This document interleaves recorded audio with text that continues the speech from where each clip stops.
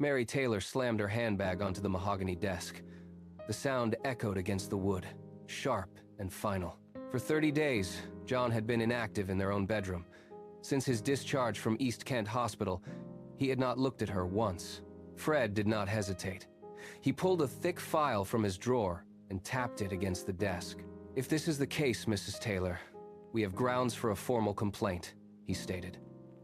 The decision was made. The following Tuesday, the courtroom was packed. The air inside was thick with the scent of floor wax and a palpable, nervous energy. She watched the heavy doors, waiting for the opposition.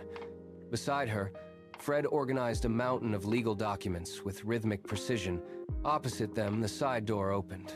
Christopher, the CEO of East Kent Hospital, walked in. He moved with a measured, deliberate pace. The judge entered. The room fell into a sudden, heavy silence, and the gavel struck the wood. The trial had begun. The judge leaned over the bench, his gaze fixed on Mary. "Mrs. Taylor," she began, "state your grievance."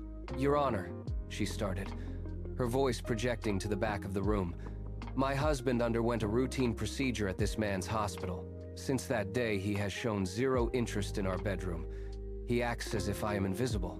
A murmur rippled through the benches like a sudden gust of wind.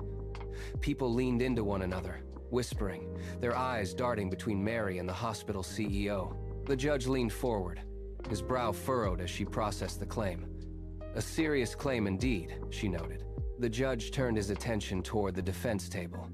"Mr. Christopher, how do you respond to these allegations?" Christopher stood slowly. His posture remained relaxed, his hands resting lightly on the table. He did not glance at Mary, nor did he acknowledge the gallery. He addressed the bench with a steady, clinical tone. "Your Lordship." The patient was admitted for a corrective surgery on his eyes. The patient's vision was back to normal. He spoke, his voice low but carrying clearly to every corner of the chamber. "Well," he said, his tone steady and piercingly dry, "I can see the problem now.